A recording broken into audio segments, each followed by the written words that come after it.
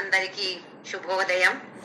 దివ్యమైన భవ్యమైన నిత్య నూతనమైన అత్యంత పవిత్రమైన అద్భుతమైన మన లోపల ఉన్నటువంటి ఈ దేవాలయానికి అందరికీ స్వాగతం.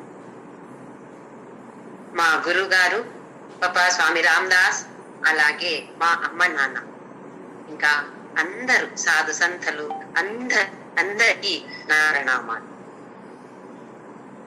మనము 12వ అధ్యాయం భక్తి యోగ,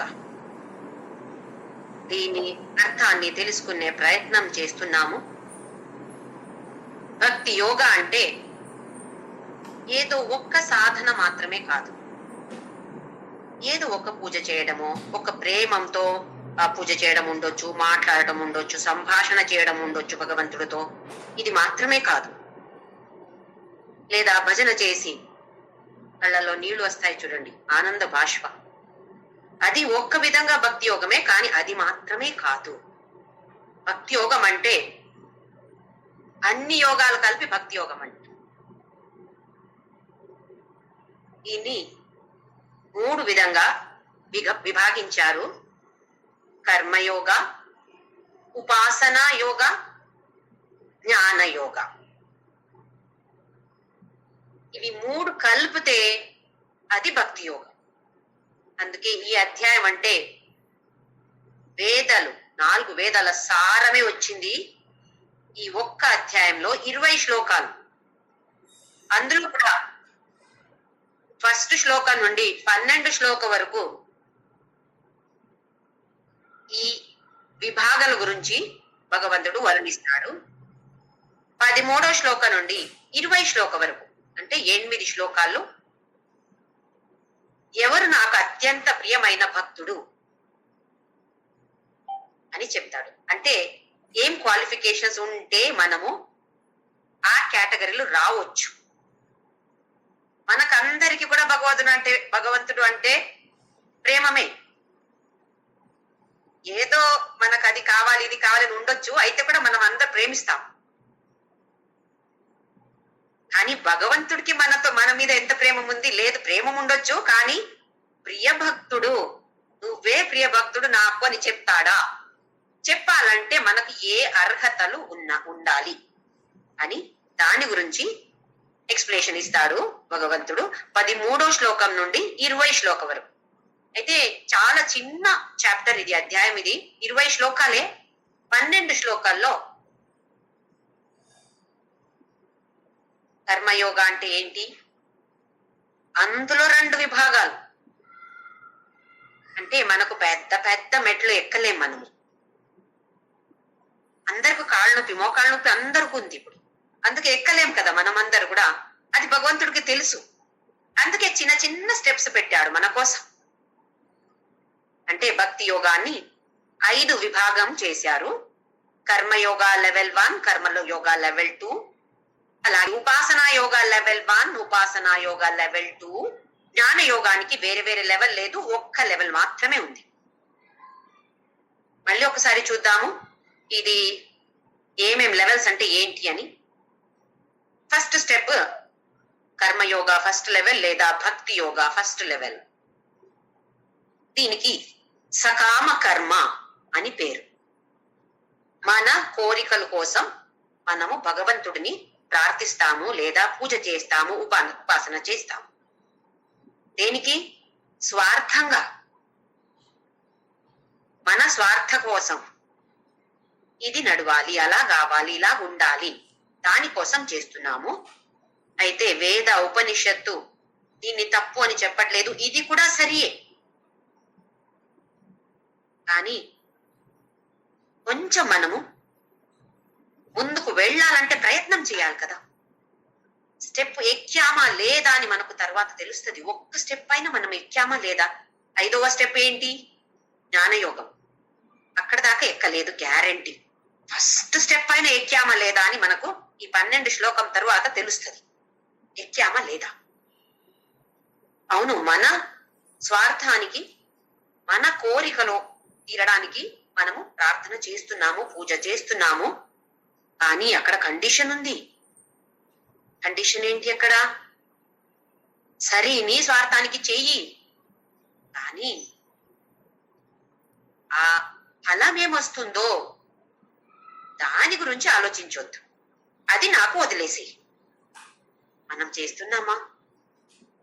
అలా చెయ్యట్లేదు మనము అంటే ఒక్క స్టెప్ కూడా ఎక్కలేదు ఇంకా.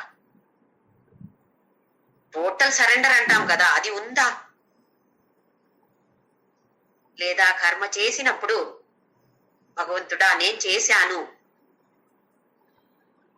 ఫలమంతా నాకెలా కావాలో నాకు తెలీదు, ఇలా ఉంది నాకు కోరిక, కానీ ఏది వస్తే నాకు మంచిది నాకు తెలీదు, అది నువ్వేమిస్తావో దాన్ని ప్రసాదంగా స్వీకారం చేస్తాను. ఆ మనోభావన ఉంటే ఫస్ట్ స్టెప్. ఇంకా సెకండ్ స్టెప్ నిస్వార్థ సేవ, నిస్వార్థ కర్మ, నిష్కామ కర్మ అంటాము. దానికి పేరు నిష్కామ కర్మ. ఫస్ట్ స్టెప్ సకామ కర్మ, రెండో స్టెప్ నిష్కామ కర్మ. ఇందులో ఫస్ట్ స్టెప్ లో మనం ఉండినప్పుడు చాలా ఏళ్ళు అలాగే ఉంటాము, మన కోసం మనము ప్రేయర్ చేస్తూ ఉంటాము. ఆ తర్వాత ఏదో ఇందులో తృప్తి రావట్లేదు, ఇంకేదో ఉంది, కొంచెం వేరే వాళ్ళకి సహాయం చేస్తే మనకు సంతోషం ఎక్కువ వస్తుంది అని అనిపిస్తుంది. అలాంటి భావన వస్తుంది. ఎందుకంటే సకామ కర్మ చేస్తే కూడా మనస్సు పరిశుద్ధం అవుతుంది అని అంటున్నాడు భగవంతుడు. సకామ కర్మ చేస్తే కూడా మనస్సు నిర్మలంగా తయారవుతూ ఉంటుంది. అయితే కొంచెం కొంచెం పరిశుద్ధం అయినప్పుడు వేరే వాళ్ళకి సహాయం ఎందుకు చేయకూడదు నేను అని అలాంటి భావన వస్తుంది. ఇప్పుడు రెండో స్టెప్ ఎక్కినట్టు మనము. నిష్కామ కర్మ పరోపకారాయ, వేరే వాళ్ళకి ఉపకారం చేయడానికి కోసం మనం కర్మం చేస్తాం. మళ్ళీ పరిశుద్ధంగా కొంచెం కొంచెం ఎంతో ఉంది కదా, ఎన్ని జన్మాలు ఇక్కడ చెత్త ఉందో దాన్ని తీయాలంటే ఎలాంటి యాసిడ్ కావాలి మనకు? ఎంత రుద్దుదే కూడా పోదు, అది అంత తొందరగా పోతుందా? అలాగా అంటుకుంటుంది కదా. ఇప్పుడు పరిశుద్ధం అయినప్పుడు నెక్స్ట్ స్టెప్ ఎక్కుతాము. ఉపాసన యోగ లెవెల్ 1 లేదా భక్తి యోగ లెవెల్ 3. ఇందులో ఏకరూపీ ఈశ్వర. ఇవి ఉపాసన యోగాలు 2 విభాగాలు ఉన్నాయి. ఈ 2 విభాగంలో కూడా మనము సగుణ రూపీ ఈశ్వరుడిని ఉపాసన చేస్తాము. ఉపాసన అంటే ఒట్టి పూజ మాత్రమే కాదు, అది కూడా వస్తుంది, కానీ ధ్యానానికి ఎక్కువ ప్రాముఖ్యత ఇస్తున్నారు. ఏకరూపీ ఈశ్వర ఎవరో ఒక్కరు ఇష్ట దేవత. కృష్ణ ఉండొచ్చు, రామ ఉండొచ్చు, లేదా ఎవరైనా ఉండొచ్చు. వేరే వాడిని కూడా, ఇప్పుడు కృష్ణుడిని నేను పూజ చేస్తాను అంటే రాముడిని చేయట్లేదు అని కాదు, కానీ ప్రాముఖ్యత అక్కడ సాయిబాబాకు ఉండొచ్చు. రాముడు దేవుడే కాదని చెప్పట్లేదు నేను, ఆయన కూడా నేను పూజ చేస్తాను, కానీ ఎక్కువ ప్రాముఖ్యత సాయిబాబాకి ఇస్తాను లేదా కృష్ణుడికి ఇస్తాను. అలా ఇది ఉపాసన యోగ లెవెల్ 1 ఏకరూపీ ఈశ్వర ఉపాసన. ఇలా చేస్తూ చేస్తూ చేస్తూ మళ్ళీ ఇంకా పరిశుద్ధమైన అనేక రూపీ ఈశ్వర. పరమాత్ముడు అంటే ఒక విగ్రహంలో మాత్రమే కాదు, ఒక ఫోటోలు మాత్రమే కాదు, ఒక గుడిలో మాత్రమే కాదు, అన్ని చోట ఉన్నాడు. ఏ వ్యక్తిని నేను చూస్తే కూడా నాకు సాయిబాబా గుర్తు వస్తుంది. ఏ వస్తువు చూస్తే ఓ ఇది మన బాబా కదా. ఏ పరిస్థితి వస్తే, సుఖంగా ఉండొచ్చు దుఃఖంగా ఉండొచ్చు పరిస్థితి, కానీ ఏ పరిస్థితి వస్తే కూడా ఓహో ఇది మన సాయిబాబా కదా, ఆయనే ఇచ్చాడు కదా. 11వ అధ్యాయంలో ఏం చెప్పాడు? నేనే సృష్టికర్త, నేనే సృష్టి చేశాను, నేనే ప్రపంచం అంటే నేనే అర్జున అని చెప్పాడు కదా. ఇప్పుడు మనకు కొంచెం ఆ భావన ఉంది. ప్రపంచం అంటే విశ్వరూప ఈశ్వరుడే. ఈ రూపంలో వచ్చాడు. ఎలా కృష్ణ రూపంలో వచ్చాడో, రామ రూపంలో వచ్చాడో దేహంగా, అలాగే ఏమి చూస్తే కూడా అది భగవంతుడే. ఇలా కొంచెం కొంచెం 24 అవర్స్ రాకపోవచ్చు, ఒక్క నిమిషమైనా ఓహో ఇది చూస్తే ఇది భగవంతుడు. అక్కడి కృష్ణ విగ్రహం లేదు, ఒక చైర్ కనిపిస్తుంది, కానీ అబ్బా చూస్తే కృష్ణుడు అలాగే కనిపిస్తుంది నాకు. అలాంటి భావన రావచ్చు. ఇది విశ్వరూప ఈశ్వర ఉపాసన.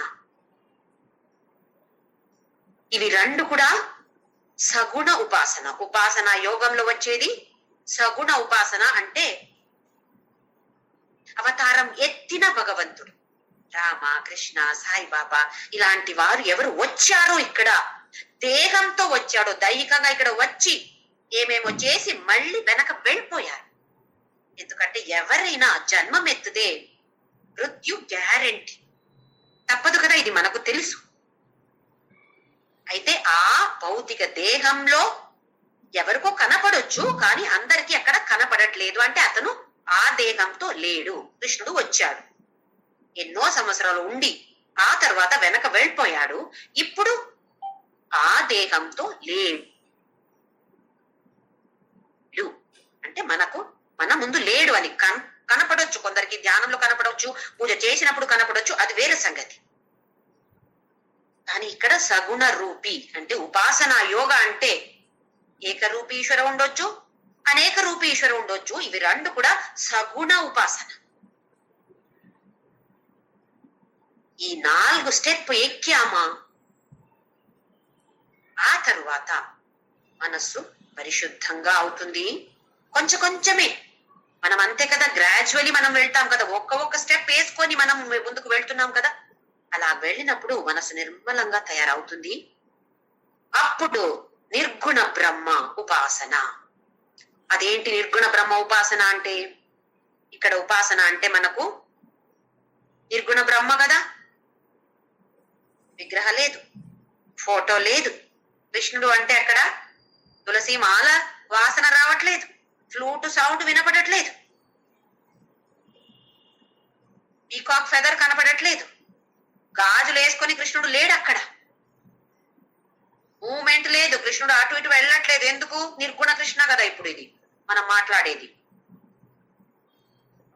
అయితే ఉపాసన అంటే ఇక్కడ ధ్యానం చేసేది. ఎవరి ధ్యానం? శూన్య, ఏమీ లేదు.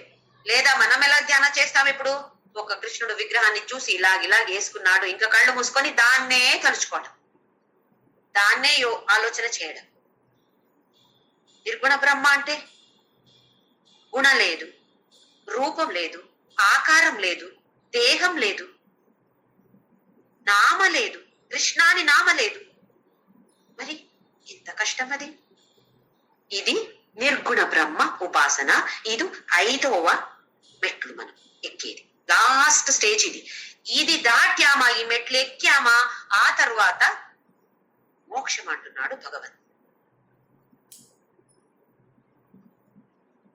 మనకి ఎలా సంశయం వస్తుందో అలాగే అర్జునుడి కూడా ఇక్కడ సంశయం వచ్చింది.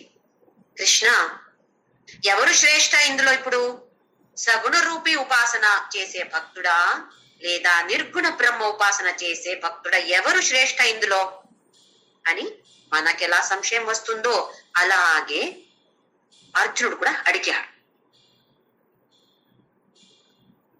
ఇప్పుడు మనం చూస్తాం కదా పురాణంలో, లేదా రామకృష్ణ పరమహంసులు కూడా చేశారు శక్తిపాతం.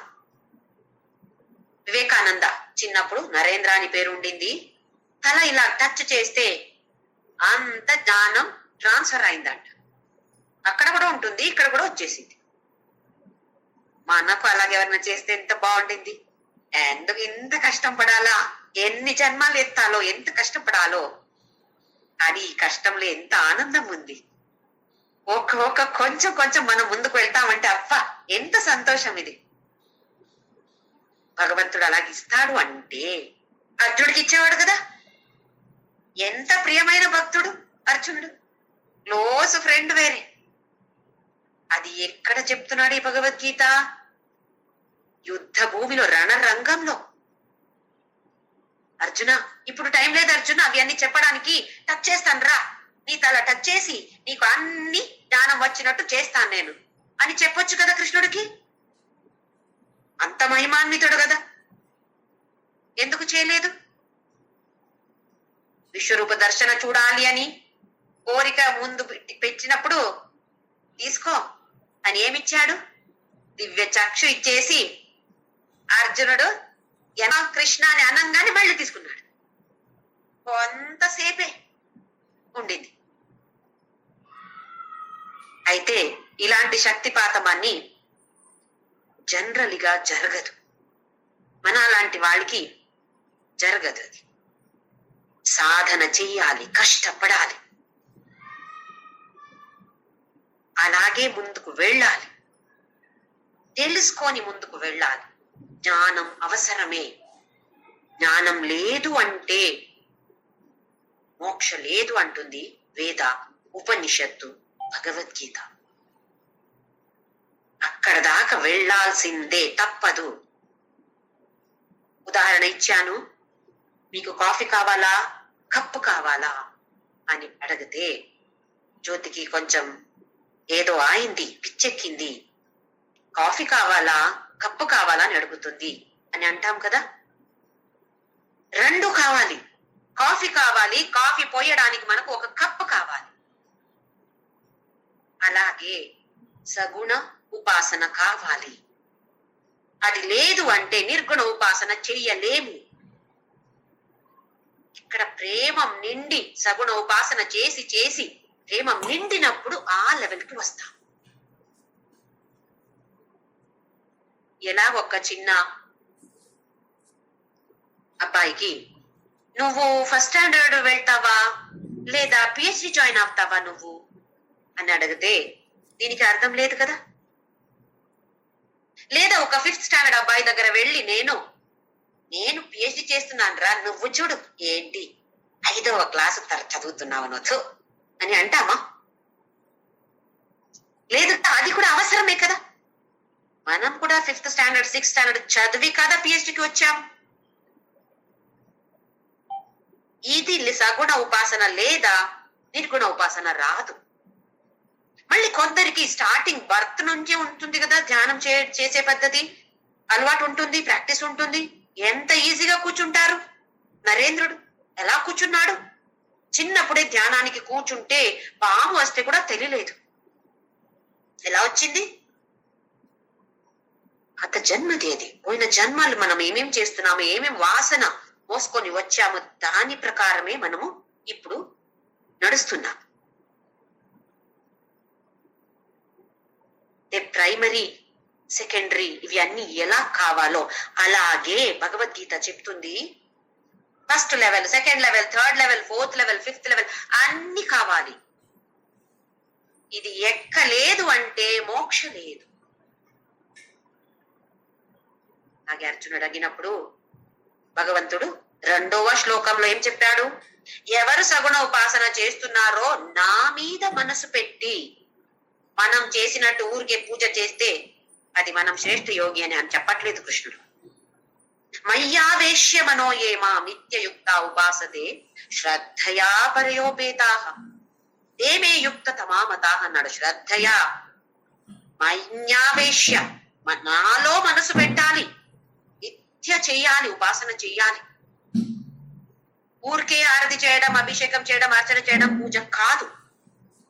మన మనసుకు ఉండొచ్చు ఇది పూజ, నేను చేస్తున్నాను 1 గంట. మీరు ఎంతసేపు చేస్తున్నారండి? నేను 1 గంట కూర్చొని చేస్తున్నాను, కాళ్ళు నొప్పి అయితే కూడా కూర్చున్నాను నేను. ఇది గొప్పగా చెప్పుకుంటా. గంట ఇంపార్టెంట్ కాదు, ఎంత సమయం మనం చేశామో అది ఇంపార్టెంట్ కాదు. అక్కడ ఎంతసేపు మనం మనసు పెట్టాము అక్కడ ఆయన మీద, అది ఇంపార్టెంట్. మనం అలా చేస్తే, శ్రద్ధతో చేస్తే నువ్వు శ్రేష్ఠ యోగి, అలాంటి వాడు శ్రేష్ఠ యోగి అని చెప్పాడు 2వ శ్లోకంలో. 3వ శ్లోకం చూసాము, అందులో ఏం చెప్పాడు? నిర్గుణ బ్రహ్మం గురించి. అక్షరం, అనిర్దేశం, అవ్యక్తం, సర్వత్రగం, అచిత్యం, కూటస్థం, అచలం, ధ్రువం ఇవన్నీ నిర్గుణ బ్రహ్మ. ఒక ఎక్స్ప్లెయిన్ చేయలేము, అయితే కూడా కొంచెం అర్థం అవడానికి కోసం కృష్ణుడు చెప్పాడు. ఇప్పుడు 4వ శ్లోకం చూస్తాము ఏం చెప్తున్నాడు అని. సంనియమ్యేంద్రియ గ్రామం సర్వత్ర సమబుద్ధయః తే ప్రాప్నువంతి మామేవ సర్వభూతహితే రతాః. శ్లోకంలో అవ్యక్తం, అచింత్యం, దాన్ని ఎవరు పర్యుపాసతే, ఎవరు ఉపాసన చేస్తారు? ఎవరు? ఎలాంటి ఉపాసన? నామ లేదు, రూప లేదు, ఆకార లేదు, గుణ లేదు. ఎలాంటి ఉపాసన? ధ్యానం. ఎవరు చేస్తారో వాళ్ళకి ఎలాంటి యోగ్యత ఉండాలి, దీనికి జ్ఞాన యోగ్యత అని పేరు. అర్హతలు ఉండాలి. నేను సిఏ చేయాలంటే దానికి ఎంట్రన్స్ ఎగ్జామ్ పాస్ అవ్వాలి. మెడికల్ చేయాలంటే దాని ఎంట్రన్స్ ఎగ్జామ్ పాస్ అయ్యి దాంట్లో మంచి ర్యాంక్ వస్తేనే నాకు medical seat, CA seat, engineering seat దొరుకుతుంది. అర్హత ఉందా లేదా? ఎలా తెలుస్తుంది నాకు అర్హత ఉందా లేదా అని? నిర్గుణ బ్రహ్మ ఉపాసన చేయడానికి నాకు అర్హత ఉందా లేదా ఎలా తెలుస్తుంది? ఏం అర్హతలు ఉండాలి అని భగవంతుడు ఇక్కడ మనకు చెప్తున్నాడు. సంనియం ఇంద్రియ గ్రామం. ఇంద్రియాలు పంచ జ్ఞానేంద్రియాలు, పంచ కర్మేంద్రియాలు, 10 ఇంద్రియాలు. సంనియమ్య నీ వశంలో ఉందా? ఇంద్రియ గ్రామ అంటే, గ్రామ అంటే ఏంటి? ఒక్కరు ఇద్దరు ఉండడం గ్రామం కాదు, కొన్ని మంది ఉంటారు ఆ గ్రామంలో. అలాగే 1-2 ఇంద్రియ కాదు, 10 ఇంద్రియాలు ఉన్నే గ్రామం, ఇంద్రియ గ్రామాన్ని, ఇంద్రియ సమూహాన్ని సంనియమ్య కంట్రోల్లో ఉందా? నీ వశలో ఉందా? ఎందుకు అలాగ చెప్తున్నాడు అంటే, ఇంద్రియాలు అంటే ఎప్పుడు కూడా బహిర్ముఖంగా వెళ్తుంటాయి.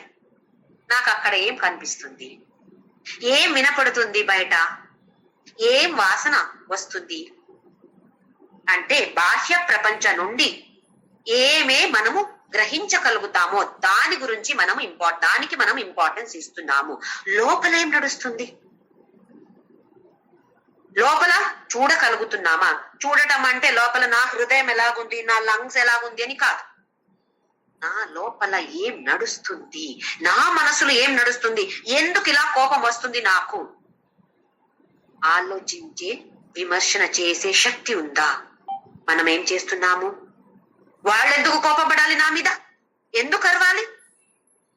వాళ్ళని అనలైజ్ చేస్తాము, మనని అనలైజ్ చేస్తున్నామా? నాకు ఇలా దుఃఖం అయింది, ఎందుకు దుఃఖం అయింది?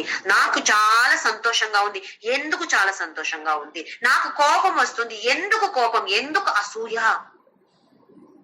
ఎక్కడ తప్పు చేస్తున్నాను? అంతర్ముఖ సమారాధ్య బహిర్ముఖ సుధర్లభ అంటుంది లలితా సహస్రనామం. బహిర్ముఖంగా వెళ్తున్నావా? దుర్లభ, నేను దొరకను. అంతర్ముఖ సమారాధ్య, అంతర్ముఖిగా ఉండు, లోపల చూడు.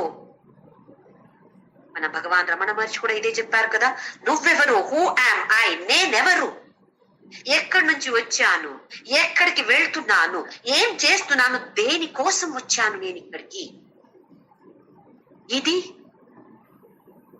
గమనిస్తున్నామా? మనకెక్కడ టైం ఉందండి? అయ్యో ఇన్ని మంది ఉన్నారు ఇంట్లో, వంట చేయాలి, బాత్రూమ్ క్లీన్ చేయాలి, గెస్టులు వస్తూ ఉంటారు, కాఫీ టీ తప్పదు. టైం ఉందా మనకు? టైం ఉంది. వేరే వాళ్ళ గురించి మాట్లాడటానికి మనకు ఓల్డ్ టైం ఉంది, కానీ నేనెవరోని ఆలోచించడానికి టైం దొరకట్లేదే మనకు. అయితే ఏమంటున్నాడు? అన్ని ఇంద్రియాలు, జ్ఞానేంద్రియాలు, కర్మేంద్రియాలు సంనియమ్య, దాన్ని వశంలో పెట్టుకోవాలి. పెట్టుకున్నావంటే ఒక్క అర్హత రైట్ టిక్ మార్క్ చేయొచ్చు. సంనియమేంద్రియ గ్రామం సర్వత్ర సమబుద్ధయ. సమబుద్ధి, సమబుద్ధి అంటే మనకు ఏదైనా మంచిది జరిగితే ఎంత సంతోషం, ఇంకా వేరే నేనేం కోరుకున్నానో అది రాలేదు, వేరేది వచ్చింది, అప్పుడు ఎంత దుఃఖం మనకు. మనం అనుకున్నట్టు జరగలేదు, దుఃఖం, ఎంత దుఃఖం. ఇది సమబుద్ధి కాదు. 2వ అధ్యాయంలో కూడా చదివాం కదా, బుద్ధి యోగ. ఇది చూసుకోవాలి మనం, ఎందుకు ఇలాగ అవుతుంది అంటే రాగ ద్వేష ఎక్కువ ఉంది. రాగ అంటే అటాచ్మెంట్ వాళ్ళు, అందుకే మోహం, ప్రేమ మాత్రమే కాదు మోహం, అందుకే దాన్ని రాగ అని పేరు పెట్టారు. అలాగే ద్వేషం, వీళ్ళు నచ్చదు, నేను ఇష్టపడను, దీనితో కూడా ఇంకొక విధంగా అటాచ్మెంట్ వస్తుంది. రాగద్వేష ఉండినప్పుడు మనకు సమబుద్ధి ఉండదు. సమానంగా స్వీకారం చేయాలి. వ్యక్తి ఒక వస్తువు ఉండొచ్చు, ఒక పరిస్థితి ఉండొచ్చు. సమానంగా శీతోష్ణ సుఖ దుఃఖేషు తథా మానాపమానయోహో, మాన అపమాన స్వీకారం చేయడానికి రెడీగా సిద్ధంగా ఉన్నావా? శీత ఉష్ణ రెడీగా ఉన్నావా? నావంటే అర్హత ఉంది. రెండవ అర్హత గురించి భగవంతుడు చెప్తున్నాడు. ఇంకా తే ప్రాప్నువంతి మామేవ, అది తర్వాత చూద్దాము. సర్వభూత హితే రతాః. ఇంకొక క్వాలిటీ ఏంటంటే అందరికీ మంచిగా జరగాలి, అందరూ మంచిగా ఉండాలి అని కోరుకుంటున్నావా? కోరుకుంటున్నావు అంటే ఇంకొక అర్హత ఉండినట్టే. మన సనాతన ధర్మ ఎంత గ్రేట్ అని చెప్పలేం మనం. ఎక్కడ కూడా నేను బాగుండాలి, నా భార్య భర్త నా పిల్లలు బాగుండాలి ఎక్కడ లేదు. ఎవరు బాగుండాలి? అందరూ మంచిగా ఉండాలి. సర్వే భవంతు సుఖినః, సర్వే సంతు నిరామయాః, సర్వే భద్రాణి పశ్యంతు, మా కశ్చిత్ దుఃఖ భాగ్ భవేత్. సర్వే భవంతు సుఖినః. ఏ ధర్మంలో ఇది ఉంది చూడండి ఒక్కసారి. అందరూ మంచిగా ఉండాలి. సర్వే సంతు నిరామయాః, నిరామయంగా ఏ కష్టం కూడా ఉండకూడదు ఎవరికి. నాకు మాత్రమే కాదు, అందరూ అంటే నేను కూడా వచ్చాను కదా, నా భార్య భర్త పిల్లలు కూడా అందులో వచ్చారు కదా. లోకా సమస్తా సుఖినో భవంతు అంటాం. అందరూ మంచిగా ఉండాలి. మన ఎలాగే కొందరు ఇలా పాడతారంట, సర్వే భవంతు సుఖినః లేదా లోకా సమస్తా సుఖినో భవంతు అని. ఆ తరువాత మనస్సులో ఈ నేబర్ అంటే నచ్చదు. ఎప్పుడు చూస్తే ఏదో ప్రాబ్లం వీళ్ళతో. అంత ఊడ్చి మా ఇంటి ముందు వేస్తున్నారు, చెత్త అంతా మా ఇంటి ముందు పడేస్తున్నారు. చాలాసార్లు చెప్పాను కానీ వినట్లేదు. ఎంత ఫైటింగ్ కూడా అయింది, అయితే కూడా ఇంకా సేమ్ అండి, ఏమి చేంజ్ లేదు. అందుకే సర్వే భవంతు సుఖినః లేదా లోకా సమస్తా సుఖినో భవంతు చెప్పేసి వీళ్ళకి మాత్రమే మంచి, వీళ్ళు మంచిగా ఉండకూడదు, వీళ్ళు తప్ప ఇంకా అందరూ మంచిగా ఉండని. లేదా ఇంకా కొందరికి ఇంట్లో అత్తగారితో పడట్లేదు, మామగారితో పడట్లేదు. లోకా సమస్తా సుఖినో భవంతు చెప్పి వీళ్ళిద్దరిని వదిలేసి ఇంకా అందరూ మంచిగా ఉండని చెప్పకపోతే కూడా మనస్సులో అలాంటి ఒక్క భావన వచ్చిందా మనము పైన నుంచి కిందకి డామ్మ పడతాం. ఎంత పైకి ఎక్కామో పడితే అక్కడి నుంచి దెబ్బ కూడా అలాగే ఉంటుంది. చిన్న స్టెప్ ఎక్కి అక్కడి నుంచి పడితే ఎలాగుంటుంది, ఒక చిన్న దెబ్బ తగులొచ్చు. పైకి ఎక్కాము ఇప్పుడు, అక్కడి నుంచి పడితే ఎలా ఉంటుంది, ఎక్కడెక్కడ ఫ్రాక్చర్ అవుతుందో చెప్పలేం కదా, బాడీ మొత్తం ఫ్రాక్చర్ అయిపోవచ్చు. అలా ఉంటుంది మన పరిస్థితి. ఎంత జాగ్రత్తగా ఉండాలి, ఎంత అలర్ట్ గా ఉండాలి మనం. ఎక్కడ పోతుంది నా ఆలోచన, ఎందుకు, ఎక్కడ తప్పు చేస్తున్నాను, ఇది విమర్శన చేసుకోవాలి. సర్వభూత హితే రతాః. నాకు టైం లేదండి, నా ప్రేయర్స్ చెప్పుకోవడానికే నాకు టైం లేదు, ఇంకా వేరే వాళ్ళ గురించి నేను ఎట్లా ఆలోచిస్తాను? ఇది ఒక పెద్ద సంశయం. మనం 24 గంటల్లో ఒక కొంచెంసేపు అయినా వేరే వాళ్ళ కోసం ప్రార్థన చేయలేమా?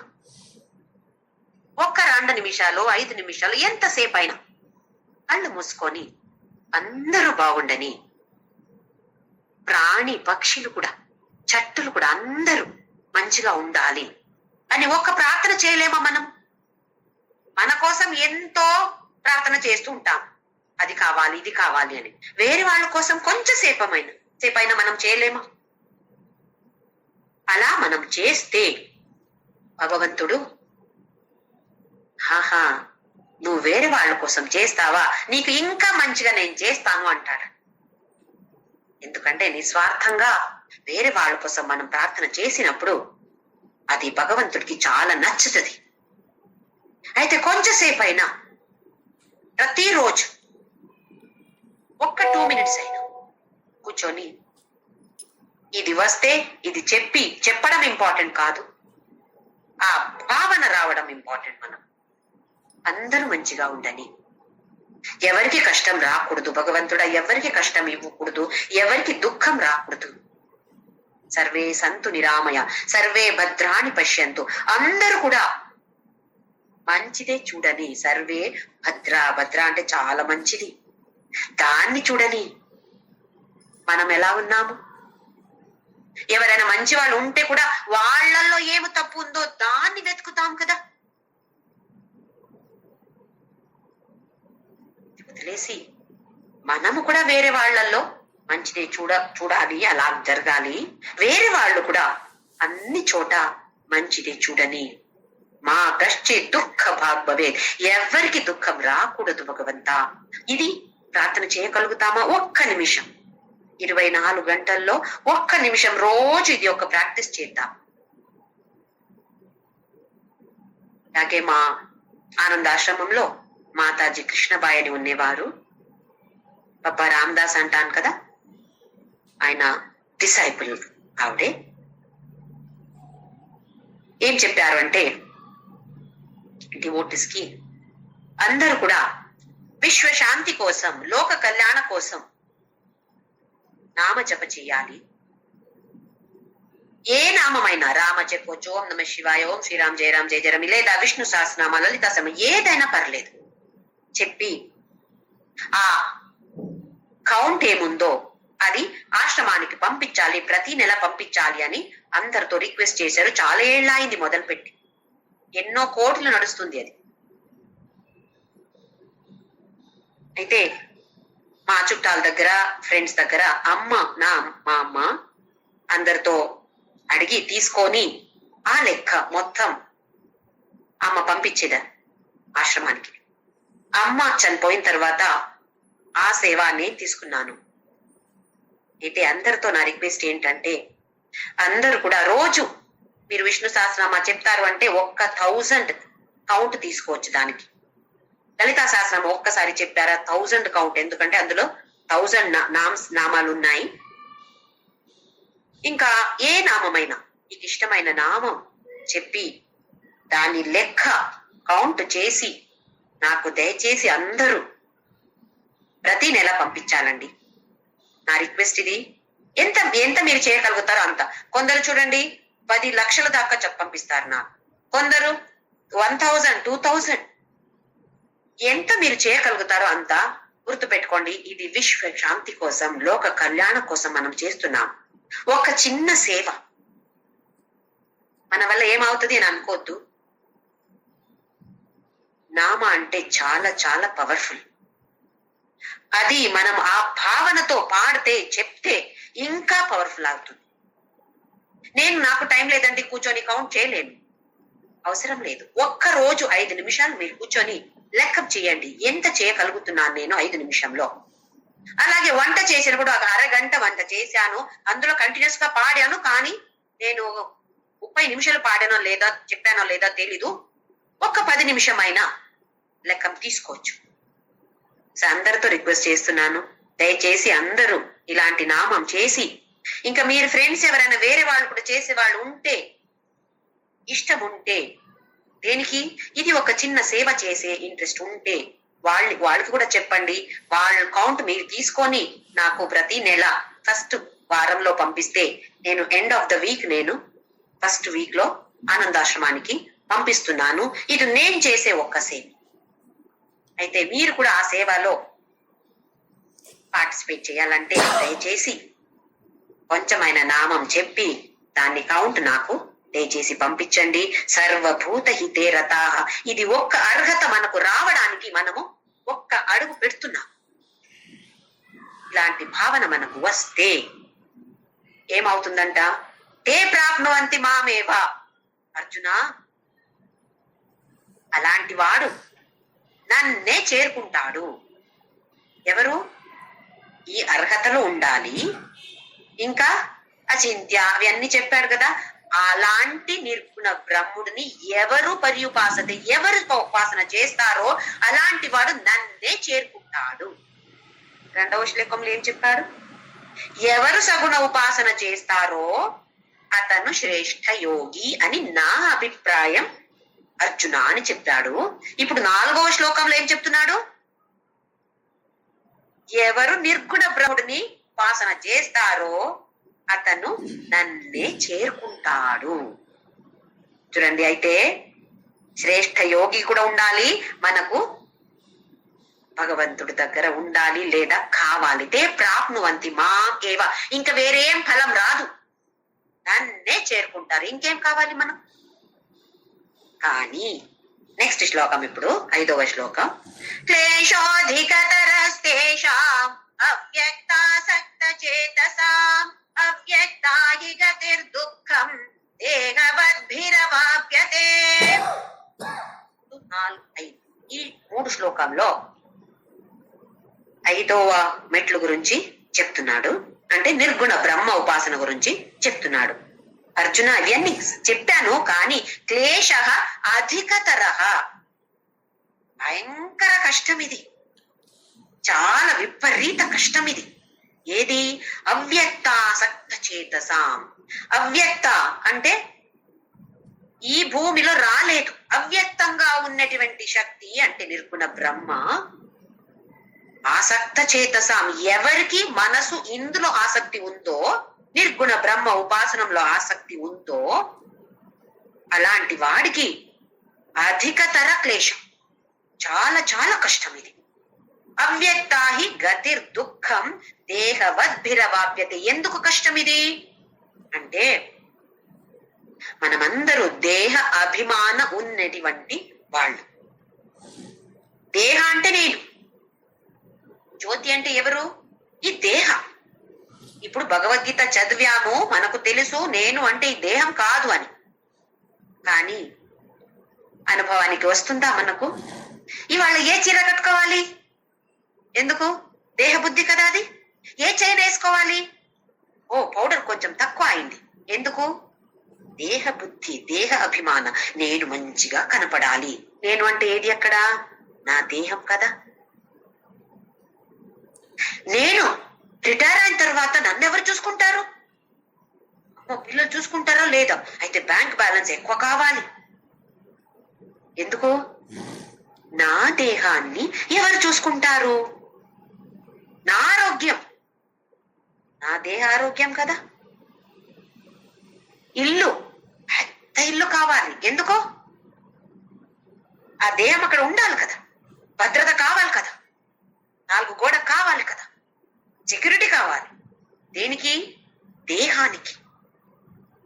ఎంత దేహ అభిమానం ఉంది మనకు. అలాంటి వాళ్ళకి చాలా కష్టం. అవ్యక్తాహి గతిర్ దుఃఖం, ఇది చాలా కష్టంగా ఉంది అర్జున అని భగవంతుడే చెప్తున్నాడు ఇక్కడ.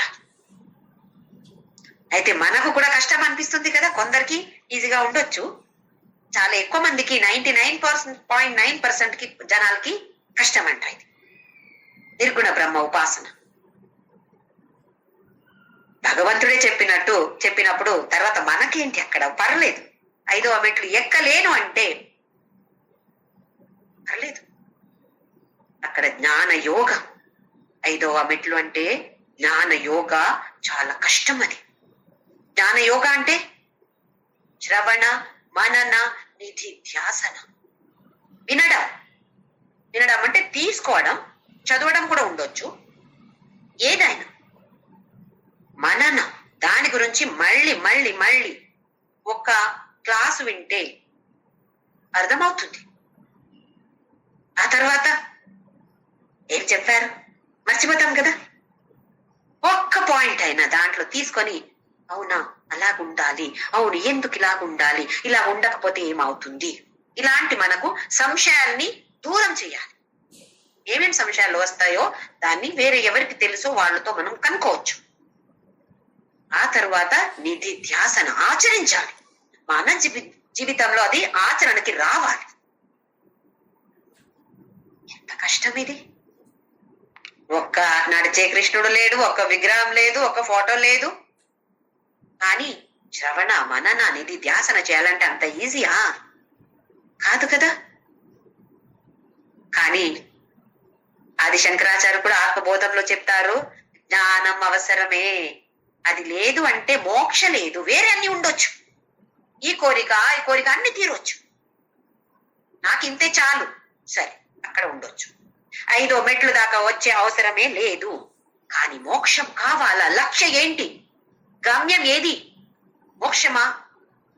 ఇది ఎక్కాల్సిందే.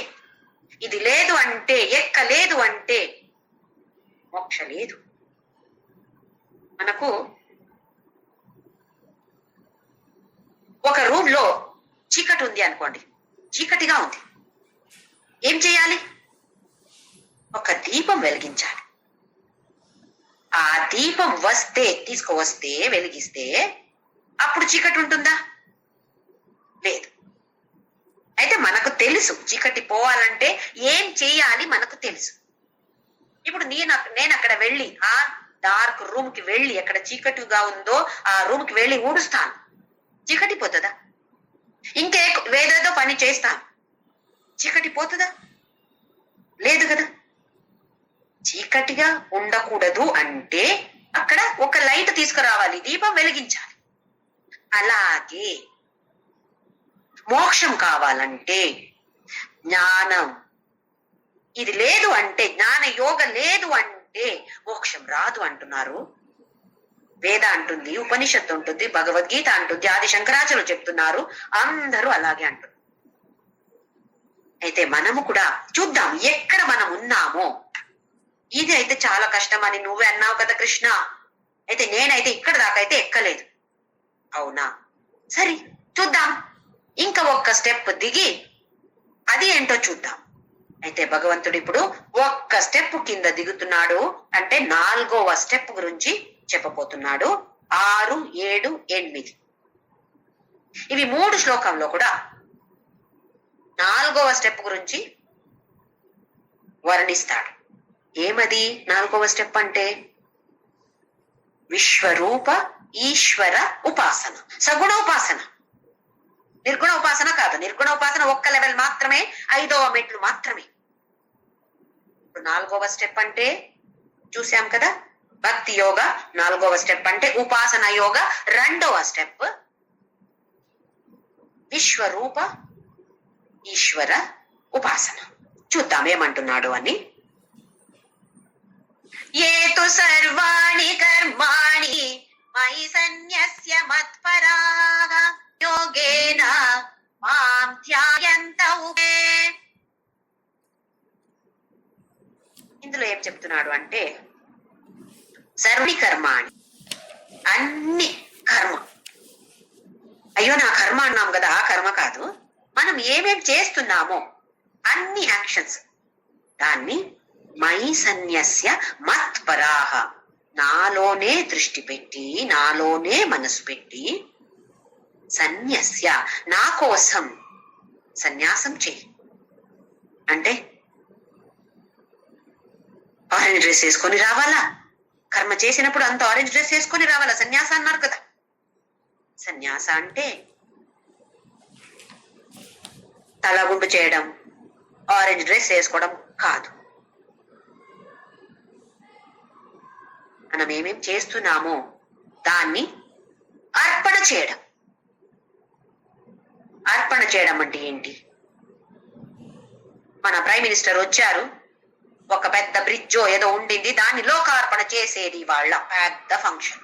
ఎన్నో లక్ష మంది వస్తారు, లోకార్పణ చేశాను అని ప్రైమ్ మినిస్టర్ అనౌన్స్ చేస్తారు, అయింది అక్కడ అర్పణ. ఇలాగా అర్పణ అంటే ఒక విధంగా అది వేరే సంగతి, ఎలాంటిది ఉంటుంది, అది కూడా తప్పదు మనకు. కానీ ఇక్కడ ఏమంటున్నాడు భగవంతుడు అంటే, మనం ఒక కర్మ చేస్తున్నాం, ఒక చిన్న కర్మ అనుకోండి, ఒక వంట చేయడమో ఊడ్చడమో, ఏదో ఒక ఊడ్చేది అనుకుందాం, ఊడుస్తున్నాను. కర్మ చేసినప్పుడు ఆ కంప్లీట్ అయ్యేదాకా నా మీద ఉంది ఆ రెస్పాన్సిబిలిటీ. కర్మణ్యేవాధికారస్తే, అధికారం ఉంది దేంట్లో? కర్మణి అంటే కర్మంలో మాత్రమే అధికారం ఉంది. అంటే ఇక్కడ మనకి ఎంత మంచిగా చేసే అనుభవం ఉందో, ప్రాక్టీస్ ఉందో అలా చేయాలి. ఇలా చేయడానికి ఇలా చెయ్యాలి అని నాకు తెలుసు అంటే ఇది ఇలా చేస్తే శ్రేష్టంగా ఉంటుంది అని తెలుసుకొని అది అలా చెయ్యాలి. ఊడ్చే ఒక విధానం కూడా ఉండొచ్చు, ఎలాగెలాగో ఊడుస్తారు కొందరు, ఇంకా కొందరు ఎంత మంచిగా అలాంటి వాళ్ళు ఊడ్చారంటే ఒక్క ఇది కూడా ఏం కనపడదు. మనకెలా మంచిగా తెలుసో అలా చేసే మనకు అధికారం ఉంది. ఆ తర్వాత దాని ఫలమేంటో మా ఫలేషు కదాచన ఉంది కదా, దాని ఆ ఫలం మీద మనకు అర్హత లేదా ఒక ఇంట్రెస్ట్ కూడా ఉండకూడదు. ఎలాగ వస్తే అది ఈశ్వర ప్రసాద. ఇది తీసుకునే బుద్ధి ఏం చూసాం మనము? కర్మయోగాన్ని చూసాం. కర్మయోగ చేయాలంటే కూడా భక్తి కావాలి. ఈశ్వర అర్పణ చేసేయడం అంటే ఇక్కడ మనం చేసిన పని ఇప్పుడు చేంజ్ చేయగలుగుతామా? అయిపోయింది కదా, ఇచ్చేసాము. ఎక్కడికి ఇచ్చేసాము? ఈ లోకానికి ఇచ్చాము. ఏమైంది ఆ పనితో? ఇప్పుడు ఆ వైబ్రేషన్ అక్కడ వెళ్ళింది. ఊడ్చిన ఇది కూడా ఒక వైబ్రేషన్, అది కూడా లోకానికి వెళ్ళిపోయింది. ఈ బ్రహ్మాండంలో వెళ్ళిపోయింది కదా, అయిపోయింది కదా. అయితే ఎవరికి ఇచ్చాము? లోకానికి ఇచ్చాము. లోక అంటే ఎవరు? విశ్వరూపి ఈశ్వర. చూసాం కదా 11th అధ్యాయంలో విశ్వరూప దర్శనంలో చూసాము. అన్ని ఎక్కడ చూస్తే ఏమి చూస్తే నేనే అర్జునాని అన్నాడు. ఒక్క నిమిషం ఆ గ్లాస్ వేసి వస్తాను, సౌండ్ వస్తుంది. ప్రపంచానికి ఇచ్చాము, విశ్వానికి ఇచ్చాము అంటే విశ్వరూప ఈశ్వర కదా, అతనే కదా. అయితే ఎవరికి సమర్పణ చేశాము? భగవంతుడికే కదా. అదే చెప్తున్నాడు ఇక్కడ. సన్యాస అంటే అర్పణ చేయడం. ఇంకా ఆ ఫల గురించి నువ్వు ఆలోచించొద్దు, ఇది ఈశ్వర ప్రసాద బుద్ధి అయిపోతుంది. అనన్యేనైవ యోగేన, ఇంకా ఎవరు లేరు. అనన్యేన ఏవ యోగేన, ఇంకా నాకు ఎవరు లేరు. ఇప్పుడు ట్రైన్ లో వెళ్ళేవారు చూడండి, ఒక 2 రోజులు ప్రయాణం ఉంది అంటే ఎస్పెషల్లీ జెంట్స్, లేడీస్ అట్లా చేయరు, తక్కువ. చేయరని కాదు, తక్కువ. ప్రతి ఒక్క స్టేషన్ లో దిగుతారు. ఏం చేస్తారు? దిగి అమ్మా కొంచెం ఇలా ఇలా చేసి ఆ తర్వాత కాఫీయో టీయో తాగుతారు, న్యూస్ పేపర్ తీసుకుంటారు, లేదా ఏదో ఒక్కటి అటు ఇటు కొంచెం తిరిగి రావాలి. ఎందుకు? బోర్ కొడుతుంది. ఆ ట్రైన్ బయలుదేరే ముందు ఎక్కుతారు కదా. ఎందుకు? ఆ ఊరు అందాలి కదా, అక్కడికి కదా టికెట్ తీసుకున్నాం. అక్కడ దిగి అక్కడే ఉంటారా? లేదు, మళ్ళీ ట్రైన్ స్టార్ట్ అయ్యే ముందు ఎక్కుతారు. అయితే మనం కూడా ఏం చేస్తున్నాం ఇక్కడ? మన లక్ష్యం ఎక్కడ? మోక్షం అంటే ఎక్కడ ఉన్నాం మనము? ఎక్కడో దిగి అక్కడే పడిపోయాం, లక్ష్యం మర్చిపోయాం. దీనికి ఒక ఉదాహరణగా ఒక కథ చెప్పాను, ఒక్కసారి చెప్పాను, మళ్ళీ చెప్తాను, ఎందుకంటే ఈ కథ అంటే నాకు చాలా ఇష్టం. ఒక్కసారి ఒక రాజు ఉంటాడు, అతనికి పిల్లలు లేరు. అయితే నెక్స్ట్ ఇంకా ఎవరు రాజు అవ్వాలి అంటే అతను చెప్పిస్తాడు అందరితో. అందరికి ఒక అనౌన్స్మెంట్ ఏంటంటే, ఆయన వేరే వేషంలో నేను వస్తాను. ఎక్కడ? అక్కడ ఒక పెద్ద ఎగ్జిబిషన్ గ్రౌండ్స్ ఉంటుంది. ఎవరు అక్కడ వచ్చి నువ్వే రాజు అని నన్ను గుర్తిస్తారో ఆ మనిషి నెక్స్ట్ రాజా ఉండొచ్చు, రాణి ఉండొచ్చు, ఎవరైనా, అందరికి ఓపెన్ ఇది. పిల్లలు పెద్దవాళ్ళు ఎవరు కావాలో రావచ్చు. ఎంత ఈజీ ఇది అని అనుకొని ఊరంతా అందరు వెళ్ళారంట. నెక్స్ట్ డే అక్కడ ఎగ్జిబిషన్ గ్రౌండ్స్ కి పెద్ద జాతర లాగా అయింది. అక్కడ వెళ్ళి చూస్తే ఏమేమి ఉన్నాయి? వేరే వేరే వేరే వేరే ఆటలు, variety variety hotel, variety variety dress, చీరలు, ఏమేం కావాలో అన్ని ఉన్నాయి, అన్ని ఫ్రీ. ఎంత సంతోషం ఇది. అందరు అక్కడ వెళ్ళారు. చాలా మంది అటు ఇటు వెళ్ళి తిరిగారు, అది కొన్నారు, ఇది తిన్నారు, అది ఆడారు. రాత్రి అయింది, మర్చిపోయారు. అమ్మ దేనికి వచ్చామో మర్చిపోయి ఇంటికి వెళ్ళిపోయారు. ఇలాగే రోజు ఇలాగే నడుస్తుంది. ఒక్క వారం అయింది. ఒక్క యువకుడు వెళ్ళాడంట. వెళ్ళి ఆయన కూడా ఆడాడు, హోటల్ వెళ్ళాడు, తిన్నాడు, డ్రెస్ కొన్నాడు. కానీ అంత చేసినప్పుడు కూడా ఇది రాజు ఉండొచ్చా అని అటు ఇటు చూస్తున్నాడు. ఆ రోజు కూడా సాయంత్రం అయింది, ఇంకేం దొరకట్లేదు, రాజు దొరకట్లేదు అని ఇంకా వేరే వాళ్ళందరూ మర్చిపోయారు. ఇతనికి మాత్రమే జ్ఞాపకం ఉంది. అప్పుడు డై డై అని యొక్క గుడి బెల్ వినపడిందంట, సౌండ్ వినపడింది. అక్కడ ఓహో దగ్గర ఎక్కడో గుడి ఉంది అని వెళ్ళాడు. అక్కడ ఒక పుజారి ఉన్నాడు, ఆరతి తీసుకువచ్చి ఇచ్చాడంట. ఆరతి తీసుకొని చూస్తున్నాడు, ఈ పుజారి ఇది రాజు అని పట్టుకున్నాడంట. నువ్వే రాజు కదా అని.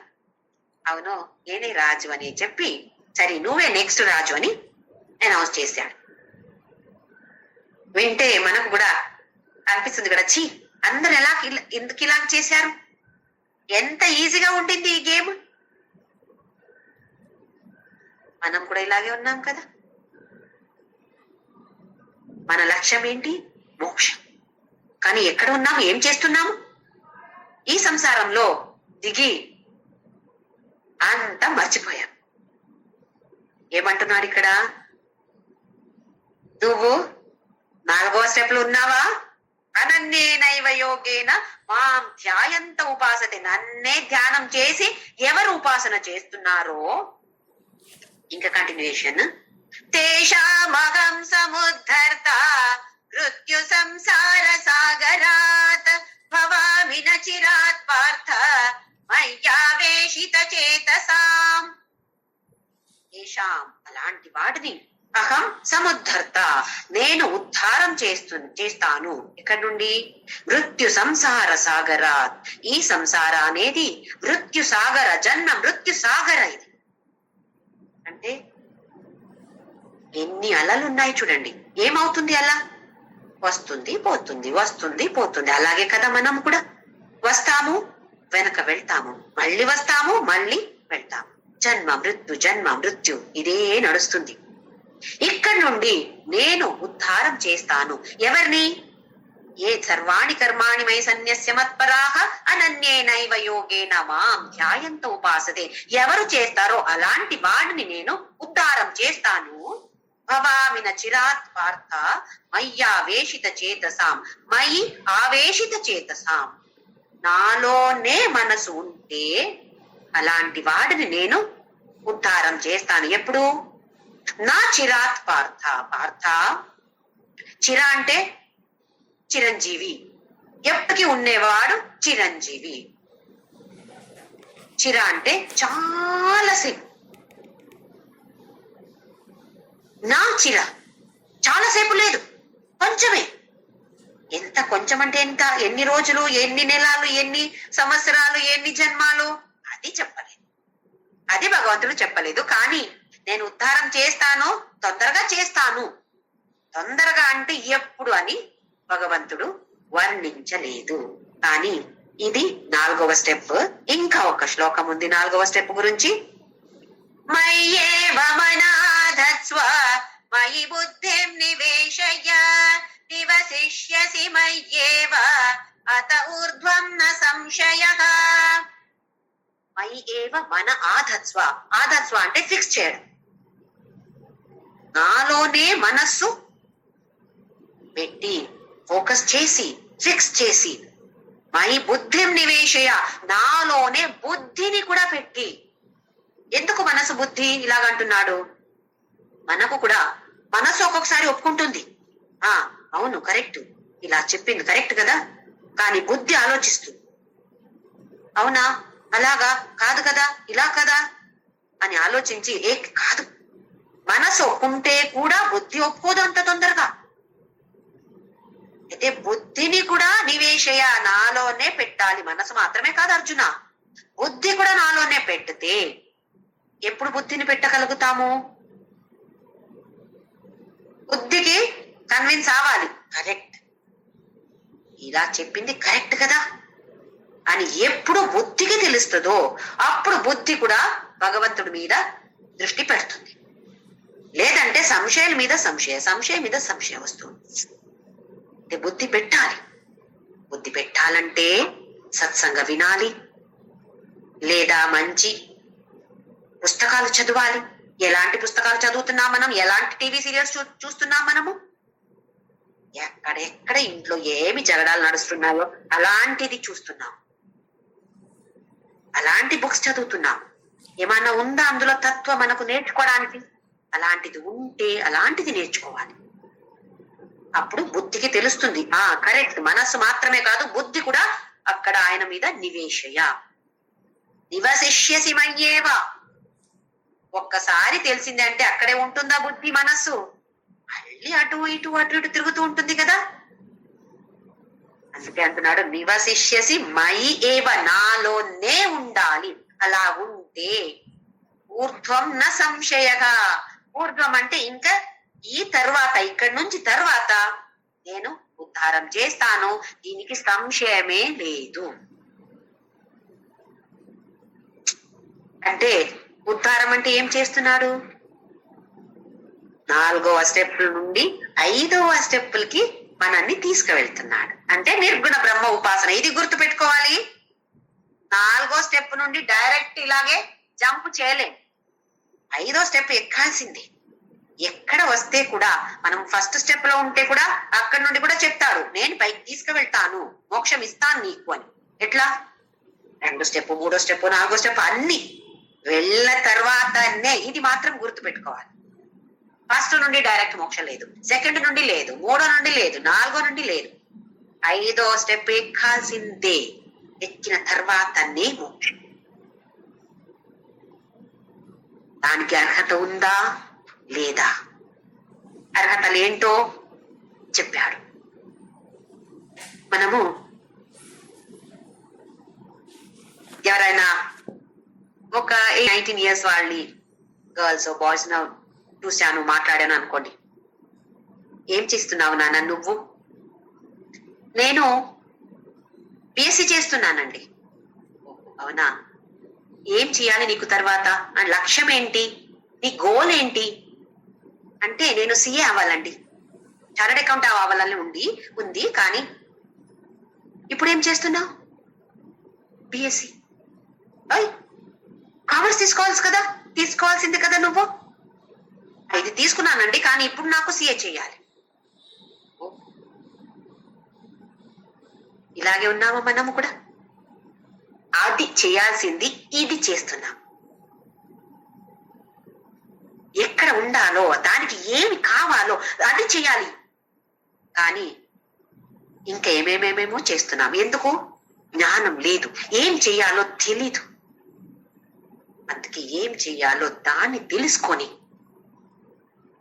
ముందుకు వెళ్లాల్సిందే. ఎందుకంటే మనం ఇప్పుడు నార్మల్ భక్తులు కాదు, మనం సాధన చేయాలి, ముందుకు వెళ్ళాలి. నాకు మోక్షం కావాలి, తీరాల్సిందే ఇది. అలాంటి ఒక్క దృఢంగా ఉండాలి, దృఢ నిశ్చయం చేసుకోవాలి. ఇక్కడికి ఆగను, నేను ముందుకు వెళ్తాను, ఇలా నిశ్చయం చేస్తే అతను కూడా మనని ఇలా పుష్ చేస్తాడంట. అయితే అక్కడ దాకా వెళ్ళాలంటే ఎలా వెళ్ళాలి? నామస్మరణ అయితే తప్పదు మనకు. భగవాన్ రమణ మహర్షి ఉండినప్పుడు కూడా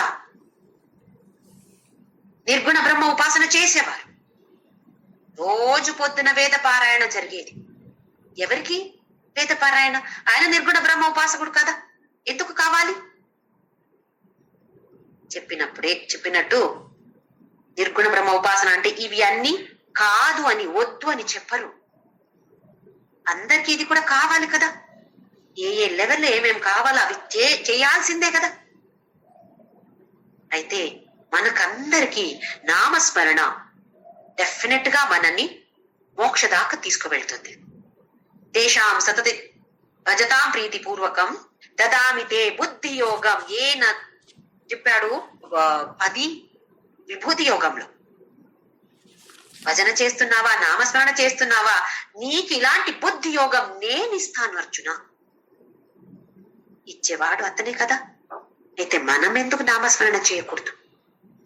నామస్మరణ చేసి చేసి చేసి మనకు అలాంటి జ్ఞానం ఇస్తాడు అని ఆయనే చెప్పాడు కదా. ఆ దాన్ని శ్రద్ధతో పట్టుకొని నామస్మరణ నేను చేస్తాను అని అనుకొని చేద్దామా? ఓం శ్రీ